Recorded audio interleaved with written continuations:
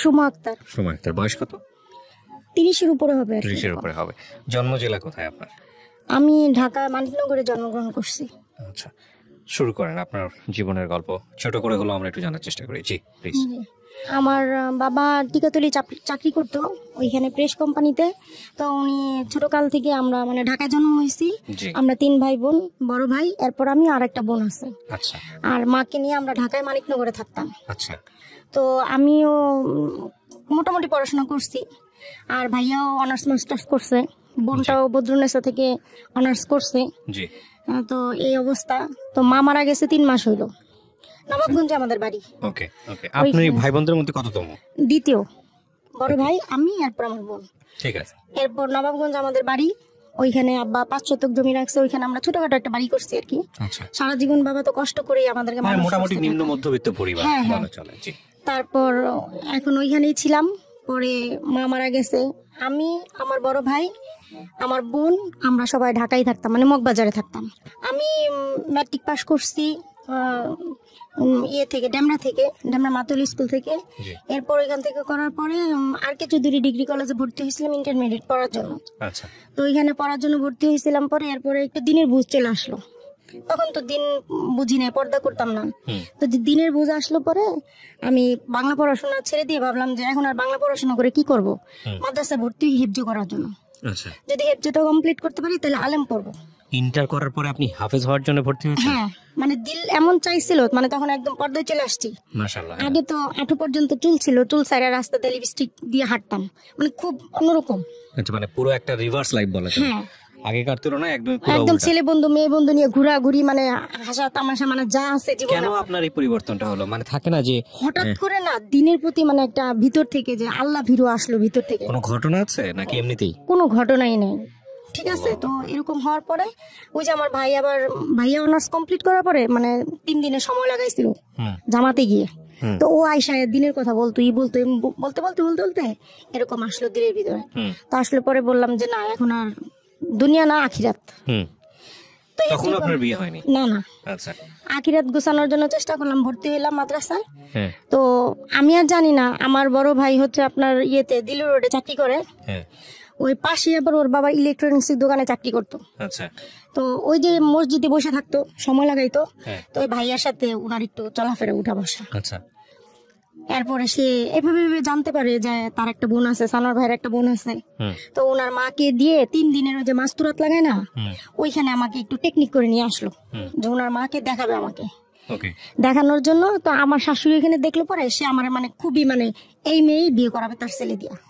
আচ্ছা, মাশাআল্লাহ। তো এরকম 1 বছর আমি তো এখান থেকে চলে আসলাম, আমি তো আর জানি না ভিতরে তাদের কি ছিল। 1 বছর পরে ওর বাবা আমাকে ফোন দিছে একদিন। তো আমি তো তখন তো একদম পুরা দিনের উপর আমি তো কোনো ছেলের সাথে কথাই বলবো না। সে মানে আমার খুব জবরদস্ত করে কথা বললো। এভাবে করতে করতে আমার শাশুড়ি পরিচয় দিল যে ওই যে আপনি জামাতে গেছেন, আপনি যখন দেখছেন উনি আমার আম্মা। এভাবে করতে করতে এখন আমি তো রাজি না। আচ্ছা। রাজি না বলতে ছেলেকে চিনি না, জানি না, একটা অপরিচিত ছেলে বিয়ের প্রস্তাব দিবে, আমি কেন রাজি হব? তাছাড়া আমাদের বাড়ি নবাবগঞ্জে, তাদের বাড়ি শরীয়তপুর, আমি অত ভিন দেশে যাবো না। ওই মুহূর্তে আমার অনেক বিয়ের ঘর আসে, কিন্তু আমি রাজি হই না। আর সবচেয়ে বড় কথা, আমার দিনের জন্য আমি হাফেজ আলেম খুঁজতেছি। যদি বিয়ে করতে হয় তাহলে হাফেজ আলেমকে বিয়ে করবো, মানে বেদিন এরকম কোনো বিয়ে করবো না যাতে আমার পর্দার ব্যাঘাত হয়। এরপরে আমার বড় ভাই রাজি না, বলতেছে ছেলে দেখলে তোর পছন্দ হবে না, বা ছেলে তো জেনারেল শিক্ষিত না, আর ছেলে ওরকম মানে কোনো আলেম হাফেজও না। আচ্ছা। এমনি আর কি সময় লাগাইছে, ওই হিসাবে দিন খুব ভালো বুঝেছে। এই তো রাজি না, আমি অনেক জোর জবস্ত করে আর কি ওনাদেরকে রাজি করাইছি, ওই পাঠ শেষ। এরপর রাজি হয়েছে, পরে আমার শাশুড়ি এসে আমাকে দেখতে আসার উদ্দেশ্য করে কাবিন করে চলে গেছে। তার 2 মাস পরে ওনারা আমাকে উঠায় নেয় নাই, বলছে যে অর্থনৈতিক অবস্থা ভালো না, এখন আমি তোমাকে উঠায় নিতে পারবো না। তো আমার বাবা তো একটু অমত ছিল, বাবা চাপাচাপি করে বলতেছে তুমি যদি এখন না যাও তোমার হাজবেন্ডের সাথে, তাহলে এটা নিয়ে আমি ঝামেলা করবো। আচ্ছা। তো এরকম করার পরে ওর বাবারে বললাম, তা বলে তুমি ঢাকায় চলে আসো আমার কাছে। তখন ভাইয়ার সাথে বাবার সাথে পরামর্শ করেই মানে যা যা লাগে আমার সংসারে টুকিটাকি আম্মার কাছ থেকে বুঝায় টুজায় আমি ঢাকায় চলে আসলাম। মগবাজারে 5,000 টাকা দিয়ে একটা রুম ভাড়া নিলাম। 8,000 টাকা ওর বাবা বেতন। তখন কি করেন আপনার স্বামী? তখন ওই যে ইলেকট্রিক দোকানে চাকরি করে মগবাজারে। আচ্ছা। তো 5,000 টাকা দিয়ে একটা রুম নিছি, তো সংসারে তো পুরাই অভাব। 8,000 টাকা স্যালারি, 5,000 টাকা ঘর ভাড়া দিলে কি থাকে। খুব কষ্ট করে চলছি ভাই জীবনে 2টা মাস, খুব কষ্ট করে খুদের ভাত খেয়ে এভাবে আর কি সংসার। তো সংসার তো তখন নতুন। খুদের ভাত ঢাকা শহরে পাওয়া যায়? হ্যাঁ, খুদের চাল কিনছি। মানে প্রথম যেদিন আমি, আমার বাবা আর ভাই তো আমার উপরে খুব রাগ, তারা তো দিবে না। তা আমি তো এক তরফ জোর করেই। আপনি তো রাজি ছিলেন না, পরে কেন বিয়ে করলেন? না, রাজি পরবর্তীতে হয়েছি যখন ওর বাবা বলছে দেখো আমি দিনের উপরে আসছি, আলেম পড়ছি। আবার অন্যান্য মানুষের কাছে খোঁজ নিছি, যারা মগবাজারে ছিল পরিচিত সাথী ভাইরা ছিল, এদের কাছে খোঁজ নেওয়ার পরে তারা বলতেছে না, আল ইসলাম ভাই তো খুবই ভালো, 12 বছর ধরে দিনের উপরে আছে। তো আমার মনে এটাই অনুভূতি হয়েছে, ছেলে যত অসুন্দর হোক, টাকা পয়সা কিছু না থাকুক, আমি দিন তো পাবো দুনিয়াতে, যেটা ফিকির করতেছিলাম। ওকে, এই জন্য এ হলো। তো কষ্ট করছি, শুরুতে কষ্ট করছি। 2 মাস পরে দেখি হঠাৎ করে অসুস্থ হয়ে গেলাম, জ্বর আসতো, কিছু খাইতে পারতাম না, বমি টমি করতাম। তো পাশের রুমে এক আপু ছিল, উনি বললো আপু আপনি একটা টেস্ট করেন। ঘরে সকালবেলা টেস্ট করলাম, পরে দেখলাম পজিটিভ। মানে আপনি কনসিভ করেছেন? হ্যাঁ, 2 মাস পরে, বিয়ের 2 মাস পরে। ওকে। তো ওর বাবাও খুবই খুশি, আমিও খুবই খুশি। তো খুশি হওয়ার পরে বেশিরভাগ সময় শুয়েই থাকতাম, মানে শরীর প্রচন্ড অসুস্থ, পানিটা পর্যন্ত খাইতে পারতাম না। শুয়ে থাকতে থাকতে অসুস্থ হইতে হইতে হইতে 6 মাস চলে গেল যখন। এখন কথা উঠছে কি, এখানে বলে নেই, আমার খালা শাশুড়ি আর কি, ওনারা থাকে বাংলা মোটর। উনাদের কাছে এই যে আমার হাজবেন্ড মাঝে মাঝে যায়, দূর সম্পর্কের খালা শাশুড়ি। তো যাই পরে উনাদের কাছে নাকি একজন দায় আছে, দায় বলতে ওই যে গ্রামগঞ্জে যে মহিলারা দায়ী, হ্যাঁ এটা, উনাদের নাকি 2-3টা বাচ্চা ডেলিভারি করাইছে। তো উনি আমার হাজবেন্ডকে পরামর্শ দিতেছে যে এরকম আছে, তো তোর বউরে নিস না মেডিকেলি, মানে বাসায় চেষ্টা কর, যদি নর্মালে না হয় তখন তুমি ছেড়েই দিবে, যে দায়টা আছে, নর্মালে না হলে দায়টা ছেড়ে দিবে। আর ওর বাবারে পরামর্শ দিছে কি যে অনেক টাকা পয়সা লাগবে, ওই মুহূর্তে আমাদের হাতে তেমন কোনো টাকা পয়সাও নাই, অভাবের সংসার, আবার খাস পর্দা করি, ওই মুহূর্তে আমিও খুবই দিনের ভিতরে চলে আসছি। মানে আপনাকে বলছে যে পর্দাহানি হইতে পারে, পর্দাহানি হবে, তারপরে সিজার করে ফেলবে মেডিকেলে নিলে টাকার জন্য, বিভিন্ন ধরনের কথা বলে ওর বাবার মাথাটা হ্যাং করে দিছে একদম। এখন ওর বাবা এসে আমার সাথে বলতেছে, মারজান, আমার আরেক নাম মারজান, মারজান আমি তোমারে নিব না মেডিকেলে, কিন্তু না আমি যাবই, কারণ আমার এমনিতেই লো প্রেশার। আপনার রিস্ক মনে হচ্ছিল? হ্যাঁ, আমার এমনিতেই লো প্রেশার, আমি বাসায় কেন থাকবো। তো বলতেছে যে না দেখো এরকম এরকম বুঝাইছে। তো এইগুলো নিয়ে আর কি অনেক তর্ক বিতর্ক হয়েছে আমাদের ভিতরে 6 মাস। তো যখন দেখলাম হাজবেন্ডকে কোনোভাবে বুঝাইতে পারলাম না, এখন আমার কথা সে যেটাতে খায়ার মনে করে, আর আমি দেখি কি হয়, পরবর্তীতে বুঝবো না বিষয়টা। সেই অন্তিম সময় আসলো আমার তাওহিদ। এরপরে যেদিন ডেট দিছে, অক্টোবরের 4 তারিখে ডেট। আপনি কি ওই সময় পড়াশোনা করতেন? না, আমি তো পড়াশোনা সে আরো আগেই ছেড়ে দিছি। না, কিন্তু এই যে মাদ্রাসায় ভর্তি হওয়ার কথা ছিল। মাদ্রাসায় ভর্তি হয়েছিলাম, ওই যে বিয়ে হওয়ার পরে যখন অসুস্থ হয়ে গেলাম তখন আর সব বন্ধ একদম। এরপরে ডেট দিল আপনার? অক্টোবরের 4 তারিখে ডেট দিল। ডেট দেওয়ার পরে আমি তো তখন ওই মুহূর্তে আমার কোনো অভিজ্ঞতা নাই। ইন দ্য মিনটাইম আপনি কি ডাক্তারের কাছে গেছেন, চেকআপ করিয়েছেন, আলট্রাসাউন্ড করেছেন? আলট্রাসোনোগ্রাম একদম, যখন নাকি বললাম না আপনাকে যে 6 সপ্তাহ যখন আমি অসুস্থ হইলাম, ওই যে পজিটিভ আসলো, তারপরের দিনে আমি ওইখানে আবার একটা মানে মাতৃসদন আছে মেডিকেল, ওখানে গেলাম। যাওয়ার পরে ওনারা বললো 6 সপ্তাহ আপনার, একদম সরাসরি মানে আলট্রাসোনোগ্রাম করতেছে। আর আপু আমাকে বলতেছে আপনার কিন্তু ছেলে বাবু হবে 6 সপ্তাহ। ওকে। তখন মানে আমি এত খুশি হয়েছিলাম, আমার ছেলেকে তো আমি হইলে পরে বোঝ হইলেই হেফজ করাই দিব, ছোট বয়সে হেফজ করাই দিব, বড় আলেম বানাবো, মুফতি বানাবো। আমার ছেলে তো মুহাদ্দিস হয়ে আছে, আপনি গান, যেটা আমি হইতে পারি নাই। শুনি গল্পটা একটু। হ্যাঁ, তারপর কি হয়েছে? তারপর অনেক খুশি, মারাত্মক খুশি একদম। এখন তো প্রহর তো গুনি, আর ওই যে ডেট তো চলে আসলো। ডেট আসার পরে আমার শ্বশুর শাশুড়ি, এখানে আরেকটু আমি বলে নিই, না বললে সমস্যা, আমার শ্বশুর শাশুড়ির বাড়িতে ওই ধরনের ওভাবে কোনো পর্দা নাই, পর্দার সিস্টেম নাই। তো ওনারা আমাকে বারবার বলতেছে গ্রামে আসো, ওর বাবারা বলতেছে গ্রামে পাঠাই দাও। তখন ওর বাবা বলতেছে দেখো বাড়িতে একে তো পর্দার সমস্যা, দ্বিতীয়ত আমি ঢাকায় থাকি, বউটারে যে গ্রামে পাঠাবো ও তো সারা জীবন ঢাকায় থাকছে, ওইখানে চরে গিয়ে ও অ্যাডজাস্ট করতে পারবো না। যদিও আমি কোনো ধনীর ঘরের সন্তান না, কিন্তু ওইখানকার পরিবেশটা একটু অন্যরকম। আচ্ছা, এরপরে তোমার ওইখানে মেডিকেল দূরে, আমার বউ যখন অসুস্থ হয়ে পড়বো তোমরা মেডিকেলে নিতে চাইবা, ঝামেলা আছে, এগুলো চিন্তা করে সে আমাকে এখানে পাঠায়। কিন্তু আমার শাশুড়িকে বারবার বলতেছিল ফোন করে, মা আপনি 1 মাস আগে হইলো আসেন আমার বউর কাছে, কারণ আপনার বংশের প্রথম নাতি, এটা 4 ছেলের ভিতরে। আপনি আসেন, আমার শাশুড়ি আসবে না।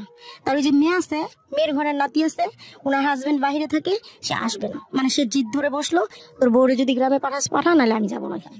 আচ্ছা আচ্ছা, তো আমি ঘরে একা। আমার মা হচ্ছে ঢাকায় আমাদের জন্ম, সেটা তো বলছি আমি। আমার মা কিন্তু আমাদের ছোট ভাই বোনদেরকে মানুষ করছে, পড়াশোনা করাইছে, বাজার, ব্যাংক, মানে এভরিথিং আমার মা করছে। সে খুব বুদ্ধিমান মহিলা ছিল। তো যখন আমার মার 25 বছর ডায়াবেটিস, আজকে হার্টের রোগ, হাই প্রেশার, আমার মার ব্রেনটা এমন হয়েছে, ডক্টর বলছে ওনার ব্রেনে যে টিস্যু ওটা শুকিয়ে গেছে, স্মৃতিশক্তি ধরে রাখতে পারে না।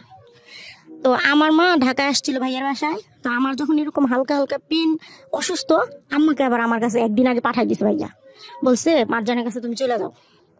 মা ছিল ওইখানে উপস্থিত। আগের দিন রাত্রে আমার বোনটা ওই যে সায়েন্সের স্টুডেন্ট, ও তো সবই বুঝে এই সম্পর্কে।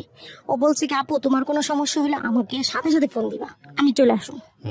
ভাইয়া আমাকে 4 দিন আগে মানে 4 তারিখে ডেট ছিল, 4-5 দিন আগে আল্ট্রাসোনোগ্রাম করছি।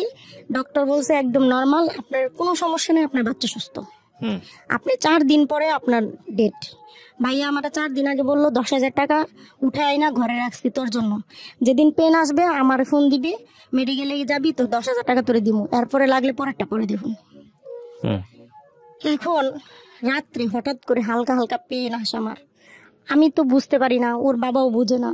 রাত্রে ওই মহিলাদেরকে ফোন দিছে ওর বাবা। মারজানের তো এই অবস্থা। দাত্রী মারজানের তো এই অবস্থা। ভালো কথা, এখন তারা আসছে, মানে সকালে আসছে। আমি তো বুঝি নাই যে এই পেন 4 দিনও থাকতে পারে, 5 দিনও থাকতে পারে। এখন তো আমার আরেকটা সেকেন্ড বেবি হয়েছে, এখন আমি বুঝি বিষয়গুলো কি।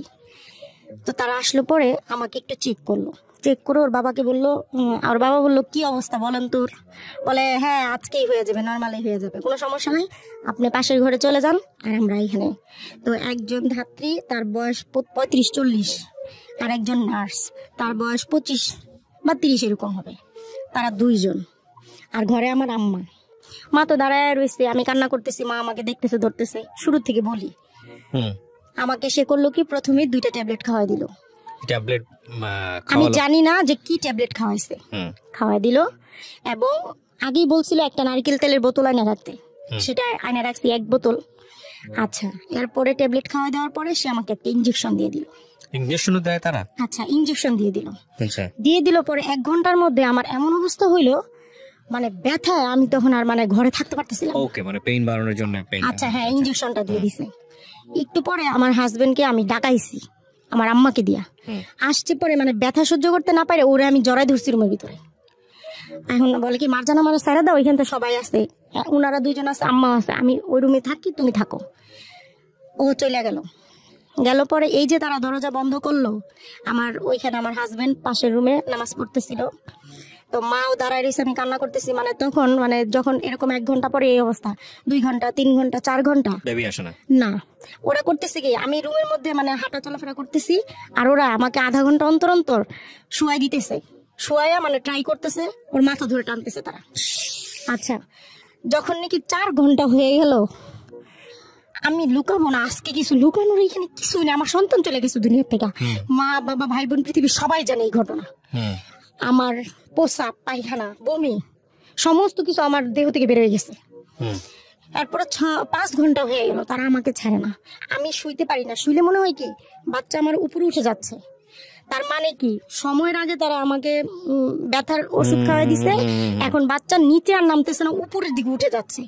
দ্বিতীয় কথা, আমার বাবুর হচ্ছে নার পেঁচানো ছিল, ওই বাচ্চা তো কখনোই নর্মাল আসার প্রশ্নই আসে না।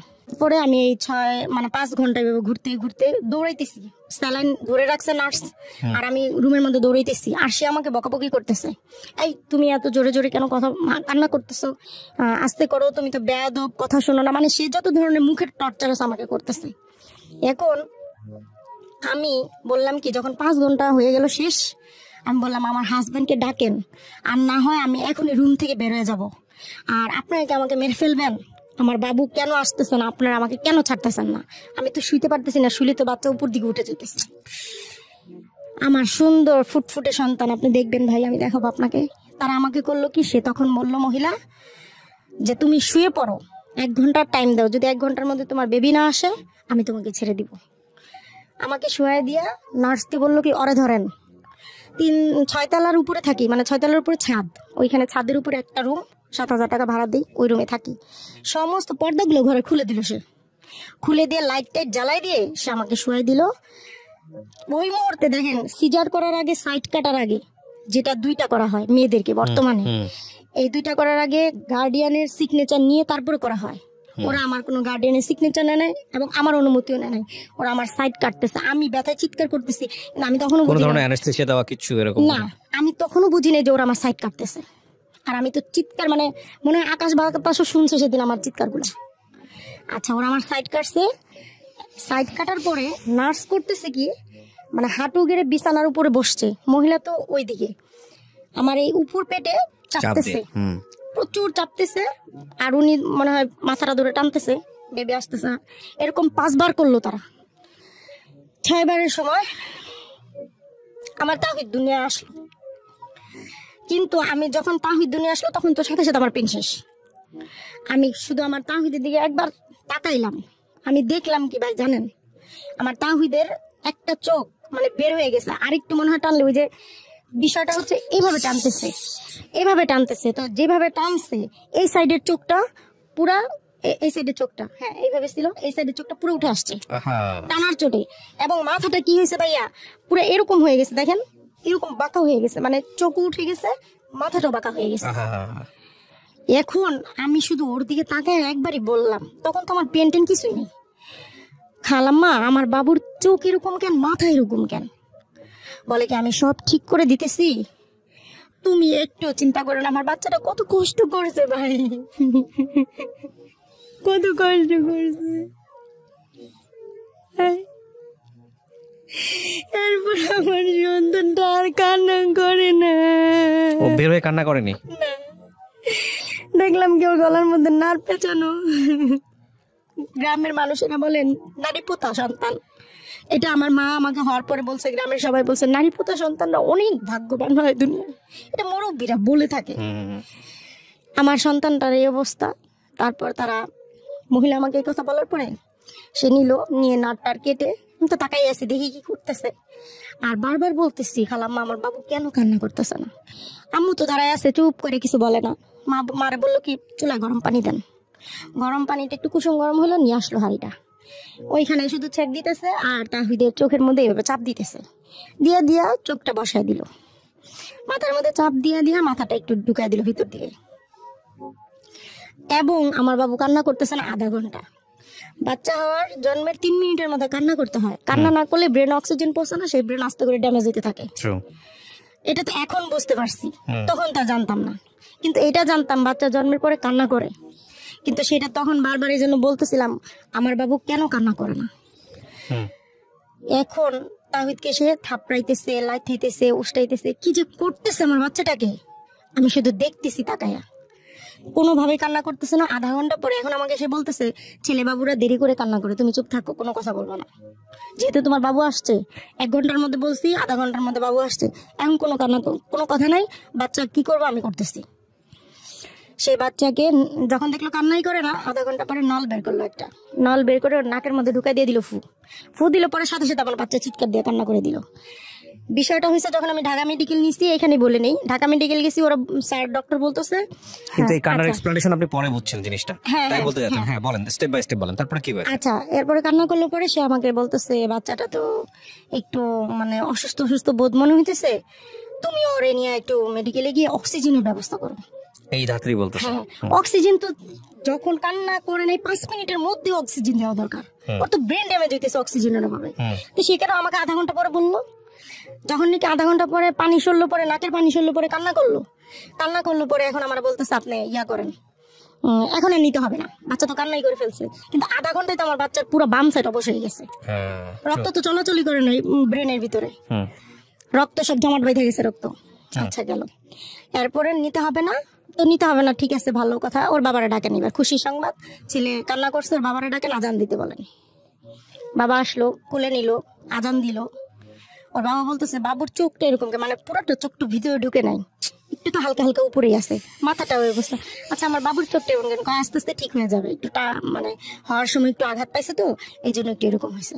গেল এই করতে করতে সে করলো কি, সাথে সাথে 10,000 টাকা নিল, নিয়ে আধা ঘন্টার মধ্যে সে ওই 10,000 টাকা নিয়ে নার্সকে নিয়ে বেরোয় চলে আসলো রুম থেকে। ওই মুহূর্তে আমার শাশুড়ি যখন খবর পাইলো সকালে যে মারজানের তো এরকম পেন, মা তুমি আসো, আমার শাশুড়ি আসলো। সন্ধ্যার সময় আসলো, মানে 3:30টার সময় আসলো আমার শাশুড়ি।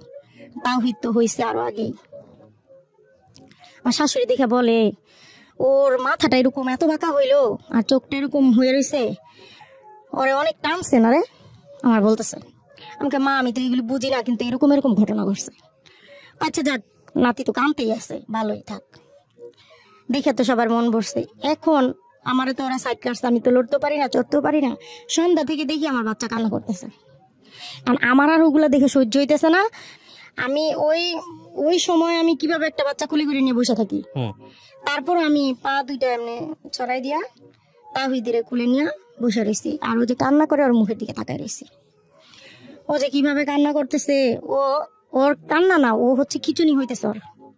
ওই মাথায় আঘাত হওয়ার কারণে, রক্ত জমা যাওয়ার কারণে, যখন মানুষের ব্রেনে রক্ত জমা যায় তখন মানুষের খিচুনি হয়। ওর খিচুনি হচ্ছে ওই সন্ধ্যা থেকেই। আমি বুঝতে পারিনি, আমি ভাবছি বাচ্চা ঠান্ডার জন্য কাঁদতেছে। অক্টোবর মাসের 1 তারিখে হয়েছে, তো তখন তো ঠান্ডাই। এখন আমার শাশুড়ি কতক্ষণ নেই, আমি কতক্ষণ নেই, মানে এইভাবে অদল বদল করে নেই। নেওয়ার পরে সারাটা রাত এইভাবে গেল। এবং সে বুকের দুধও মুখে দিতেছে না, বুকের দুধ মুখে দিতেছে না। পানি দেওয়া নিষেধ বাচ্চাকে, 48 ঘন্টার মধ্যে পানি দিবেন না, বুকের দুধ খাওয়াবেন। 6 মাসের মধ্যে পানি দিবেন না, বুকের দুধ খাওয়াবেন। তো আমার বুকের দুধও নেয় না, এভাবেই করতেছে সে। করতে করতে ওনারা, আমি রাত্র 12টার দিকে ফোন দিয়ে বললাম যে আমার বাবু তো কান্না করতেছে, এই অবস্থা। কয় মাথার মধ্যে কান্না করতেছে, মাথার মধ্যে খালি গরম ছ্যাঁক দাও, মানে গরম পানির মধ্যে যে তোমার যেমন দেখা আসছি টানা দিয়া দিবা আর ছ্যাঁকবা। আগের দিনের বাচ্চাদের এইভাবে ছ্যাঁকা হইতো আর কি, নাভি ছেঁকবা, মাথা ছেঁকবা, এই ছেঁকবা। কিন্তু আমার বাচ্চা তো সব ড্যামেজ হয়ে যেতেছে আস্তে আস্তে। হইতে হইতে সকাল 10টা, এই কিন্তু সারা রাত এভাবে বসে বাচ্চা নিয়ে। আমার কোনো খাওয়া নাই, দাওয়া নাই, ঘুম নাই, কিছু নাই। এই আমি আর আমার শাশুড়ি বাচ্চা নিয়ে বসা। 10টার সময় ওর বাবা সকাল 9টার সময় বাসা থেকে বের হয়ে গেছে, অফিসে গেছে। বলছে আমি অফিসে গিয়া ছুটি নিয়ে আসি, তুমি একটু থাকো। 10টার সময় দেখলাম কি, এতক্ষণ কিন্তু এরকম হয় নাই। 10টার সময় দেখি আমার তাহিদের চোখগুলো উল্টে যাইতেছে, আর কোনো দুধও মুখে নেন। আমি তো একটু পরপর ট্রাই করতেছি, চোখগুলো উল্টে যাইতেছে। এমন চিৎকার দিয়ে কান্না শুরু করে দিলাম ঘরের মধ্যে। এরপর আমার শাশুড়িও কান্না করে দিল দেখে। ওর বাবারে ফোন দিয়ে বললাম কি, তুমি একটু তাড়াতাড়ি আসো, আমার তাহিদের অবস্থা ভালো না। ওর বাবা দৌড়ে অফিস থেকে আসলো, আইসে তারপরে বাচ্চাটারে তাওয়ালের ভিতরে পেঁচাইয়া শাশুড়ি খুলে দিলাম, আর আমি কোন রকম বোরকা পরলাম। হাঁটতে পারি না, কিছু করতে পারি না, এই শরীর নিয়ে সমস্ত শরীর ব্লিডিং ভিজা যাইতেছে একদিকে, আরেকদিকে বাচ্চার এই অবস্থা। আমি হাঁটতে পারি না, উঠতেও পারি না। এই বাচ্চা নিয়ে বেড়ে গেলাম রাস্তায়, গেলাম 8 দিন হসপিটালে। তারা দেখে বললো বাচ্চার তো অবস্থা ভালো না, আইসিইউ লাগবে। 50,000 টাকা ডোনেশন দেন, আর প্রতিদিন 10,000 টাকা। আমার ঘরে থাকে না 500 টাকা, আমি কোথেকে 50,000 টাকা ডোনেশন দিব? আমার কান্না কি দেখে দুনিয়ার ভিতরে। নিয়ে গেলাম কমিউনিটি হসপিটালে মগবাজার। ওইখানে এক পরিমল স্যার দেখে বলতেছে বাচ্চা তো মারাত্মক খিচুনি হইতেছে, এখন যদি না নিয়ে যান এই বাচ্চা তো বাঁচানো অসম্ভব, আপনি এখানে ভর্তি করেন আইসিইউতে। তো আইসিইউতে কত লাগবে? 10,000 টাকা ডোনেশন দেন, আর প্রতিদিন 4,000 টাকা। ওটা তো সামর্থ্য নাই আমার। পরে স্যার বলতেছে যদি কিছু নাই করতে পারেন ঢাকা মেডিকেল চলে যান এখনই। এই বাচ্চারে কোলে করে নিয়ে ঢাকা মেডিকেল চলে গেলাম। ওর বাবা, আমি আর আমার শাশুড়ি আর আমার তাহিদরে নিয়ে গেলাম। পরে দেখা মানে অক্সিজেন সাথে সাথে নাকের মধ্যে ঢুকাই দিল।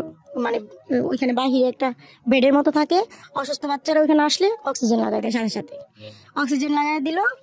আমার তাহিদ এমন করে কান্না করতেছে, আর আমি ওর 2 হাত এভাবে ধরে রাখছি, আর বেডের মধ্যে চিৎকার করতেছে, আর চটপট করতেছে, খিচুড়ি হইতেছে। আমার ছোট বোন দেখেন, ওই দিন ভাগ্যের কি পরিহাস, আমার ছোট বোনের ওই দিন সকালে পরীক্ষা ছিল, আমরা জানি না, ওর ফোন বন্ধ ছিল পরীক্ষার হলে। আমি সকাল থেকে ফোন করে ওরে পাই না, তো ওইটা তো বলি না, ও তো রাত্রে আসছে, দিকে টিকে গেছে, বাসায় চলে গেছে। ওরে ফোন দিছি দুপুরে ফোন দিয়ে বলি দেখ এই অবস্থা। আমার ছোট বোন সব ফালায় দৌড়ে গেল। এখন ওইখানে কোনো সিট নাই। ঢাকা মেডিকেলে প্রতিদিন হাজারো বাচ্চা এরকম ফেরত আসে, সিট পাওয়া যায় না আইসিইউর মধ্যে, বেড সংখ্যা কম। তারপরে ও আমার বোন করলো কি ভিতরে চলে গেল আইসিইউর ভিতরে, মানে কেউ যাইতে দেয় না ওরে। তো ও মানে একটু সাহসী, তো ও একদম দৌড়ে ভিতরে আইসিইউর ভিতরে রুমে ঢুকে গেছে। তো ওর সাথে সবাই চিল্লাচিল্লি শুরু করছে, এই আপনি আইসিইউর মধ্যে কেন ঢুকে গেছেন? বলতেছে দেখেন আমার বাবুর অবস্থা খুব খারাপ, আপনারা কি একটা ব্যবস্থা করেন। ডক্টরকে সাথে করে নিয়ে আমার কাছে এসে পড়ছে। আর আমি তো কান্না করতেছি, মনে হয় ওইখানে ও না আসলে ওই মুহূর্তে আসলে ওর হায়াত আছে, কিন্তু আমি তো কান্না করতে করতে, বাবু তো আমার যাই ওই সময়। আসা পরে বলতেছে একটা বাচ্চাই একটা বেডই শুধু খালি আছে, আপনার এই বাচ্চাটার জন্য আল্লাহ এই বেডটা একটু আগে খালি হয়েছে, মানে আধা ঘন্টা আগে খালি হয়েছে, এখন আমরা ভর্তি নিতেছি। এই যে তাহিদরে ভর্তি করে দিলাম, আমি খাস পর্দা করি, তাহিদরে ভর্তি করলাম। এখন ওর বাবা আমাকে বলতেছে বাসায় চলে যাও, আমি আসি এখানে, দেখবে একদিন আজকে রাতটা রাইখা কালকে সকালে ছেড়ে দিব। কিন্তু বাচ্চা যে কত বড় ক্ষতি, একদিনে তো ওই বাচ্চা বেরোর প্রশ্নই আসে না, কারণ ওই বাচ্চা বাঁচবেই না। আমি বাসায় চলে গেলাম, আমি আর আমার শাশুড়ি। আমার তো আর রাত্রে ঘুম আসে না ভাই, খুব স্বাভাবিক। সারা রাত কাঁদলাম বসে বসে, কাঁদতে কাঁদতে কাঁদতে সকালবেলা ওর বাবারে ফোন দিয়ে আমি এখনই আইতেছি, আমি তো কোনোভাবে আমি এখানে থাকবো না। কয় না তুমি আইবা না। আমি তো কাপড় চুপড় গুছাইয়া ব্যাগ ভর্তি করে রওনা দিয়ে দিলাম শাশুড়িকে নিয়ে। আয়সা দেখি সবাই ঢালাও বিছনা করে আইসিইউর বাইরে শুয়ে আছে। এই অবস্থা, আমিও বসে গেলাম রাস্তার মধ্যে। সন্তান ওখানে মরে যাইতেছে, আমি কি করব? ঘরে শুয়ে থাকবো? রাস্তার মধ্যে বসে গেলাম মাদুর বিছায়। এখন বিষয় হইতেছে ওর বাবা তো পড়াশোনা কম জানে, কম বুঝে, ওষুধের নাম বলতে পারে না ঠিক মতো, ইংলিশে অজ্ঞ, কারোর সাথে কথাও ঠিক মতো কইতে পারে না। তো এখন সবই আমারই করা লাগে। এদিকে আমার শরীর অসুস্থ, ওদিকে আমার বাচ্চা মেডিকেলে, আমাকেই দৌড়াইতে হবে। গেলাম সকালে, যাই বললাম নার্স রে, বললাম আপা এক নজর আমার তাহিদকে আপনি দেখতে দেন কি হালতে আছে। মানে এক রাত পরে, আমি তো রাত তো মেডিকেলে রেখে আসছি বাচ্চাকে। রুমের মধ্যে ঢুকছি ভাইয়া, রুমের মধ্যে ঢুকে শুধু আমার তাহিদরে দেখলাম, আমার তাহিদ হা করে ঘুমাইতেছে, হা চোখ দুইটা বন্ধ, হা করে ঘুমাইতেছে। সব শরীরের মধ্যে ইনজেকশন ঢুকায় রাখছে, মাথার মধ্যে ক্যানেলা পরায় রাখছে, আর অক্সিজেন ঢুকায় রাখছে, এমনি রয়েছে। আর সহ্য হইল না, ওখান থেকে বাইরে চিৎকার পেরে কানলাম কতক্ষণ। আইন্দা ওইখানে বসলাম, করলাম এই ছেলে যদি মরা যায় এখান থেকে নিব, আর যদি বাইচে থাকে এখান থেকে নিব, কিন্তু আমারও তোমরা এই জায়গা থেকে কোথাও পাঠাতে পারবো না। এই বসে গেলাম 17 দিন 17 রাত, এই হাত মোজা, এই পা মোজা, এই মুখ, এইভাবে রাস্তার মধ্যে দিনটা পুরো তবজি নিয়ে বসে বসে লা ইলাহা ইল্লাল্লাহু মুহাম্মাদুর রাসূলুল্লাহ, যেই কালেমা পড়লে বেহেশতের মধ্যে খুঁটি নড়তে থাকে, এবং যতক্ষণ পর্যন্ত বান্দার দোয়া আল্লাহ কবুল না করবে ততক্ষণ পর্যন্ত মানে এটা বন্ধ হবে না, খুঁটি নড়া। এই দোয়াই করলাম আল্লাহর কাছে, যে আল্লাহ এই দোয়া যদি কবুল না করেন আমার সন্তানকে যে কোনো ভাবে হোক আপনার ফেরত দিতে হবে, নিতে পারবেন না। আমি আল্লাহর কাছে এভাবে দোয়া করলাম, আমার সন্তানকে আপনি কোনো দিনই নিতে পারবেন না, যে কোনো ভাবেই হোক আমার সন্তানকে আপনি ফেরত দিতে হবে। আমি মনে করি ও মারাই গেছে, কিন্তু ওরে আপনার জীবন ফিরে দিতেই হবে। আপনি আমার বাচ্চাকে নিতে পারবেন না। আমি রাস্তায় বসে আছি, আমি সারা পৃথিবীর সবচেয়ে বড় ভিখারি, আপনার কাছে ভিক্ষা চাই। আপনি পৃথিবী তৈরি করছেন, এরকম কোটি কোটি মানুষ তৈরি করছেন, আমার সন্তানের হাত দিতে 1 সেকেন্ড লাগবো না আপনার। এই আমার দোয়া, আর এই আমার তবজি জপা, এই আমার কান্না। তো যখন নাকি ডাকে তো প্রতিদিন একবার করে দেখতে যাইতে হয়, তখন করি কি হাত মোজা করি, পা মোজা খুলি, বোরখা খুলি, বড় হিজাব পরি, মাস্ক পরি আর হিজাব পরি, তো শরীরে তো কিছুই দেখা যায় না। এভাবে করে ঢুকি, বাচ্চাকে দেখে আসি আর কান্দি। রাত 2টা নাই 3টা নাই, ঘুম তো আর আসে না। আর একটা কথা হইতেছে, আমি দেখলাম বেডের উপরে বাচ্চাদেরকে শোয়া রাখে, মানে যখন ইঞ্জেকশন দিতে হয় ওরা মনে হয় সারাদিনে 2-1 বার বাচ্চাটাকে মানে সচেতন করে, অচেতন অবস্থা থেকে সচেতন করে। তো আমি একদিন দেখতেছি বাচ্চা একজন ধরে রাখছে, আরেকজন ইঞ্জেকশন পুশ করতেছে, বাচ্চা চিৎকার করতেছে, ছোট বাচ্চা না। তো এই 17 দিন আমার বাচ্চা বুকের দুধ খায় নাই, পানি খায় নাই, কিছু খায় নাই, শুধু অক্সিজেনের উপরে। আর এই যে ওষুধ, হাতে কিন্তু একটা টাকাও নাই, বড় ভাই টাকা দিতেছে, তারপরে মানে যারা যারা পরিচিত ছিল সবাই আমাদেরকে টাকা দিতেছে শুধু বাচ্চা চিকিৎসার জন্য। তো এই 17 দিন পরে একদিন হঠাৎ করে ডাক দিল। এই 17 দিনে যে কত বাচ্চা আমার সামনে মারা গেছে আর আমি কান্না করে দেখলাম। একদিন হঠাৎ ডাক দিল, ডাক দিয়ে বলতেছে 19 নাম্বার বেডের বাচ্চাটা তো সুস্থ হয়ে গেছে। জানতো আপনার বাচ্চাকে, হ্যাঁ জানতো বাচ্চাটাকে একটু দেখেন তো পারেন কিনা বুকের দুধ খাওয়াইতে। যাই দেখি আমার তাহিদ তাকায় আছে, নাড়াচাড়া করতেছে। আমার যে কি খুশি লাগলো। আমি বললাম কি আল্লাহ তুমি আমার দোয়া কবুল করছো, এখন তো আমার সন্তানকে আমি ঠিকই নিয়ে যাব। তো বুকের দুধ খাওয়ানো শুরু করলাম, ট্রাই করলাম, দেখি খাইতেছে না, মানে হইতেছে ওর। বললো কি দুপুরে আবার আসেন, মানে বুকের দুধ যদি ওরা টেনে না খাইতে পারে তাহলে ওই বাচ্চা আইসিইউ থেকে বের করবে না তারা। আচ্ছা, তো দুপুরে আবার গেলাম, তো দেখতেছি যে মানে খাইতেছে মাশাল্লাহ, একদম সুস্থ বাচ্চাদের মতো খাইতেছে। তো আমি বললাম পরে নার্সকে, সে নার্স বলতেছে যে এখন আপনার বাচ্চাকে নিয়ে যাইতে পারেন, সন্ধ্যার সময় আপনি আসবেন আবার। তো সন্ধ্যার সময় আমি আবার গেছি, যে সন্ধ্যার সময় তো আমি গুছাই ফেলছি ব্যাগটা, সন্ধ্যার সময় বাবুকে নিয়ে আসবো। তো তারা বলতেছে আপনার বাচ্চার টেম্পারেচার বাইরে গেছে শরীরের, মানে জ্বর উঠছে শরীরে একটু, ওই যে হঠাৎ করে মনে হয় দুধ খাইছে না, এই জন্য মানে শরীরে টেম্পারেচারটা বাইরে গেছে ওর। আপনি এখন বাচ্চাকে নিতে পারবেন না, কালকে কালকে কালকে পর্যন্ত ওয়েট করতে হবে। আবার অশান্তি আমার শুরু হয়ে গেল। আমি তো ওইখানে ওই যে মসজিদ আছে মহিলাদের নামাজ পড়ার জায়গা, ওইখানে গিয়ে এই যে কান্নাকাটি, আমার কান্না দেখে যত মসজিদের ভিতরে মহিলারা ছিল নামাজের জন্য সবাই আমারে ঘিরে ধরছে, এবং মানে ওই জায়গায় ওই অবস্থা। ওইখানে 2 ঘন্টা থাকলাম, ওর বাবা আমারে খুঁজতে খুঁজতে নিয়ে আসলো খোঁজা থেকে। আয়া বলতেছে ধৈর্য ধরো, সে রাত আর ঘুমাই না। সকালবেলা আয়া এসে বলতেছে কি মারজান তোর ছেলে সুস্থ হয়েছে, যা ছেলে নিয়ে বাসা যাইবার। খুশিতে রাস্তায় বের হইয়া একদম 2-3 হাজার টাকা সব কিনলাম, বাচ্চার পোশাক মশারি কি কি লাগবে এগুলা কিনা, তারপরে গিয়ে বাচ্চাকে পড়ায়া টড়ায়া, কোনো পুরান জিনিস আর থাকবে না তার শরীরে, সুন্দর একদম পড়ায়া টড়া তারপরে নিয়ে গেলাম। পরে ভাইয়া বললো কি 17 দিন তোর রুম তালা দেওয়া ছিল, নোংরা হয়ে আছে রুম, বাচ্চা নিয়ে আমার বাসা আয়, আমার কাছে থাকে 1 রাত, তোর হাজবেন্ড আর তোর শাশুড়ির বাসায় পাঠাই দে, রুম পরিষ্কার করবে, তারপরে দিন তুই যাবি বাবু নিয়ে এখান থেকে। গেলাম ভাইয়ের বাসায়, তা হইত না খালি কান্না করে, মুখের মধ্যে যখন দুধ দিই তখন একটু চুপ থাকে, দুধটা খুলাই দিলে ও কান্না করে, আর শুধু যখন ঘুমে থাকে শুধু ঘুমে থাকে। ওই যে ওর ব্রেনে যন্ত্রণা হইতেছে মাথার মধ্যে। এই যে পরে তারপর দিন বাসায় নিয়ে আসলাম, ওষুধ মাসে 8,000 টাকার ওষুধ লাগতো, আর থেরাপি ওগুলো তো দিতে পারতাম না। ব্রেন ওই ঠিক করার জন্য থেরাপি দিতে হতো। ব্রেন ঠিক বলতে এমআরআই সিটি স্ক্যান করছি, তখন বলছে ব্রেনের এক সাইড অবশ হয়ে গেছে, ওর হচ্ছে খিচুনির জন্য কন্টিনিউ ওষুধ লাগবে, হয় এই ওষুধে কোনো একদিন খিচুনি বন্ধ হবে অথবা সারা জীবন থাকবে। তো মাসে 8,000 টাকার ওষুধ ব্যথায় দিছিল ওইটা। আর দ্বিতীয় হচ্ছে থেরাপির কথা বলছিল, আমি থেরাপি দিতে পারতাম না, কারণ টোটাল খরচ নিয়ে 20-25-30 হাজার টাকার মতো মাসে যাইত। তো ওইটা তো আমার পক্ষে সম্ভব না, কিন্তু এই 8,000 টাকার জন্য মানুষের কাছে ধার বাকি হাত পাতা ভিক্ষা করা A to Z করছি, আপনার কাছে আসার অনেক চেষ্টা করছি, আমি ব্যর্থ। আপনাকে অনেকবার ইনবক্সে মেসেজ করছি, হয় নাই কোনো কিছু।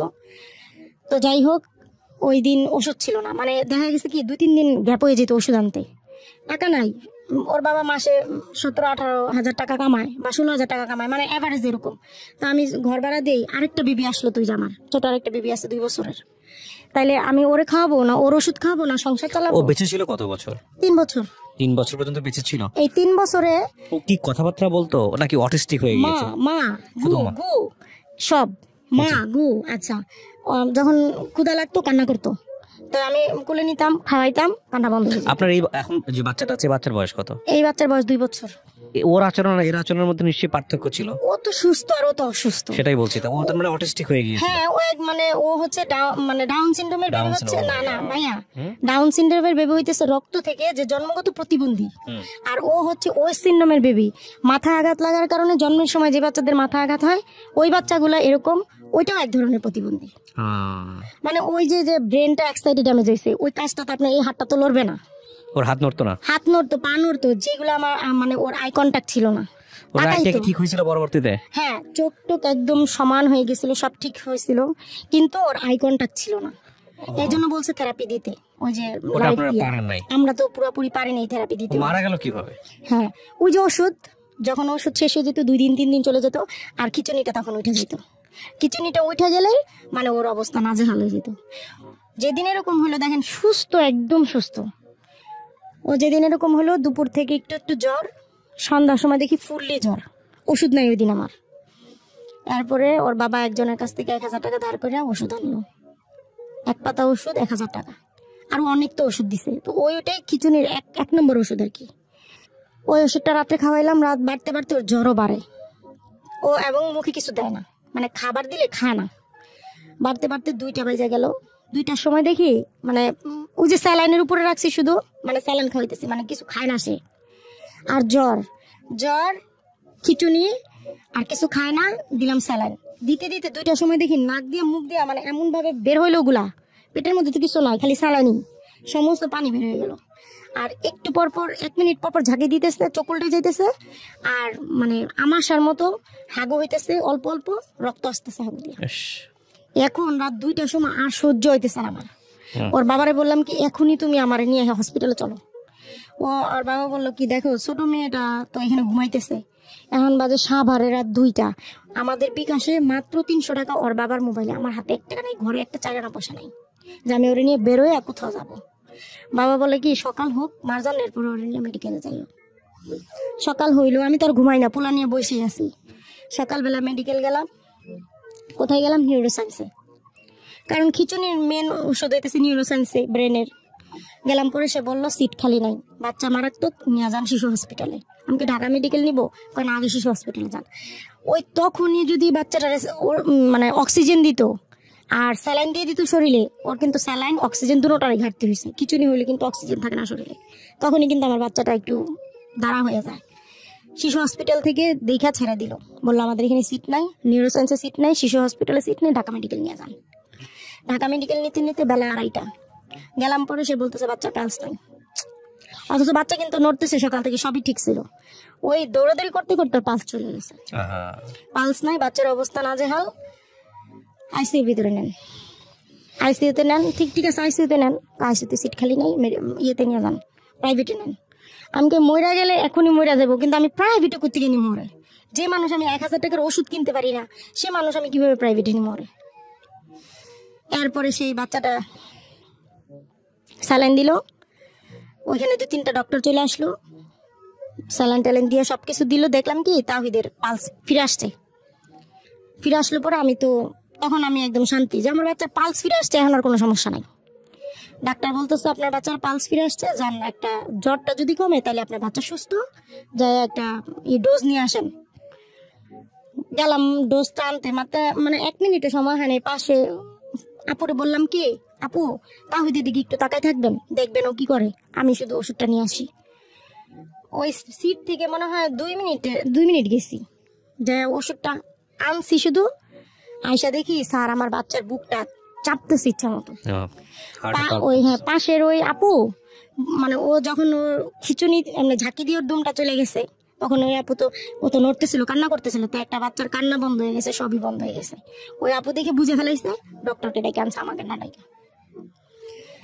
তারপরে ডাক্তার এরকম করতেছে, আমি আসছি, আইসা আমি তো ওরে দেখে আমি একটা চিৎকার দিছি খালি ওই জায়গার মধ্যে দিয়ে, আমি ফ্লোরে পড়ে গেছি। পরে আমি আপু নয় আমার দেখে কান্না করে দিছে, ওনার কান্নাটা দেখে আমার দিলটার মধ্যে মোচড় দিয়ে দিছে। আমি ডাক্তারের পাও 2টা দূরে বসে আসছিলাম, জানেন না পাও 2টা দূরে গইছে, আর আমার বাচ্চারে সুস্থ করে দেন। আমি 3টা বছর না খেয়ে না লইয়া ওরে ঢাকার শহরের কোনো মেডিকেল বাদ রাখি নাই। Square hospital, Dhaka medical, PG, Savar, কোথায় কোথায় গেছি, মিজানুর রহমান স্যার।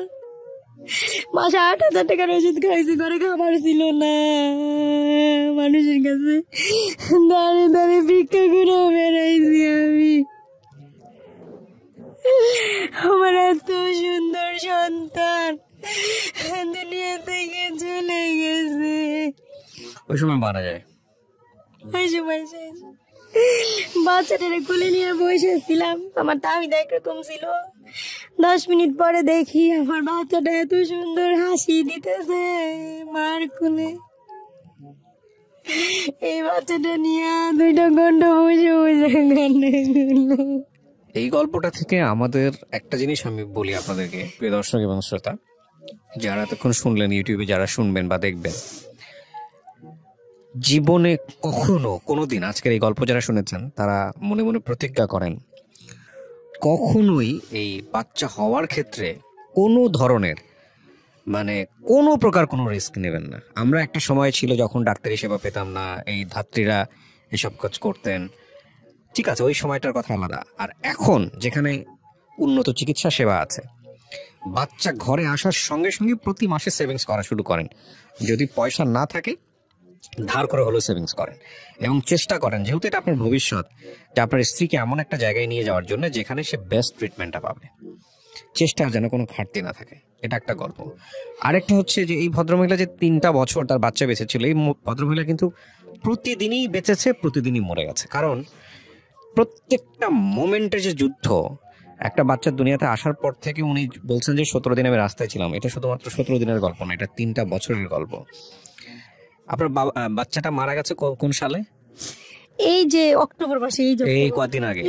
তার মানে আপনি তো ট্রমা থেকে এখনো বেরোতে পারেন নাই।